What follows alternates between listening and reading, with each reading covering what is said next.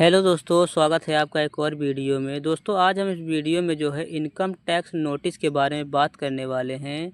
अगर आप लोग भी ये 6 ट्रांजैक्शन करते हैं तो आप लोगों को भी जो है इनकम टैक्स से नोटिस आ सकते हैं। तो चलिए जानते हैं वो कौन से 6 ट्रांजैक्शन है जिसे करने से जो है इनकम टैक्स से नोटिस आ सकता है। क्योंकि देखा जाए तो इनकम टैक्स बचाने के चक्कर में कुछ लोग गलती कर बैठते हैं, बाद में लेने के देने पड़ जाते हैं।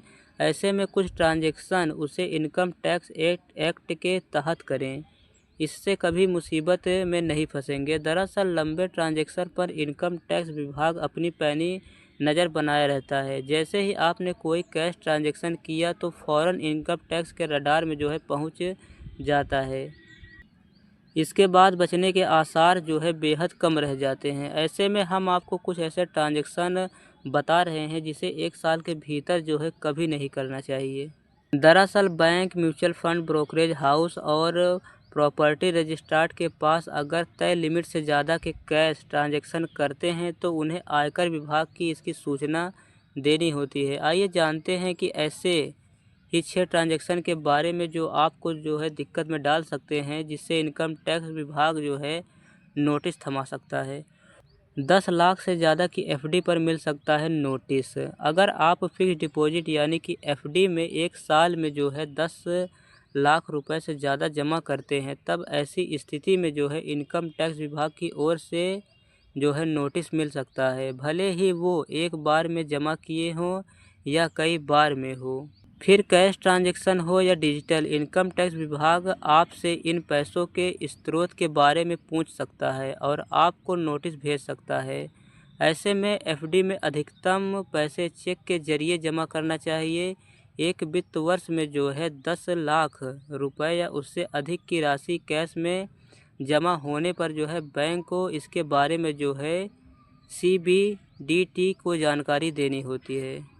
बैंक खाते में कैश डिपॉजिट, सीबीडीटी ने यह नियम बनाया है कि अगर किसी बैंक या फिर किसी कोऑपरेटिव बैंक के एक या एक से अधिक खातों में आप एक वित्त वर्ष में जो है 10 लाख रुपए या इससे ज़्यादा का कैश जमा करते हैं, तब इसकी जानकारी जो है बैंक या कोऑपरेटिव बैंक को इनकम टैक्स डिपार्टमेंट को जानकारी देना होगा। इस तय लिमिट से अधिक रकम जमा करने पर इनकम टैक्स डिपार्टमेंट पैसों के स्रोत को लेकर जो है सवाल कर सकता है।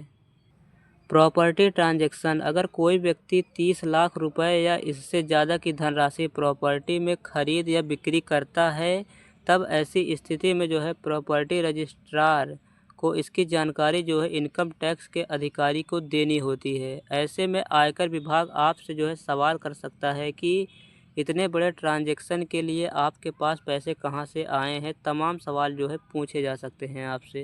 शेयर, म्यूचुअल फंड, डिवेंचर और बॉन्ड की खरीद, अगर आप शेयर, म्यूचुअल फंड, डिवेंचर और बॉन्ड में जो है बड़ी मात्रा में कैश ट्रांजैक्शन करते हैं, तब ऐसी स्थिति में जो है मुसीबत में फंस सकते हैं। दरअसल अगर कोई व्यक्ति एक वित्त वर्ष में जो है 10 लाख रुपए या उससे अधिक के अमाउंट में जो है शेयर, म्यूचुअल फंड, डिवेंचर और बॉन्ड की खरीदारी करता है, तो कंपनियां या इंस्टीट्यूशंस को इसकी जानकारी जो है इनकम टैक्स डिपार्टमेंट को देनी होती है। क्रेडिट कार्ड के बिल का नकद भुगतान करने पर हो सकती है परेशानी। अगर आपके क्रेडिट कार्ड का बिल 1 लाख से ज़्यादा का है, ऐसे में आप एक बार में इस बिल को नकद में भर देते हैं तो भी आपको जो है नोटिस आ सकता है। वहीं अगर एक वित्त वर्ष में 10 लाख रुपए से अधिक के क्रेडिट कार्ड बिल का भुगतान जो है कैश में करते हैं, तो भी आपसे जो है पैसों के स्रोत के बारे में जो है पूछा जा सकता है।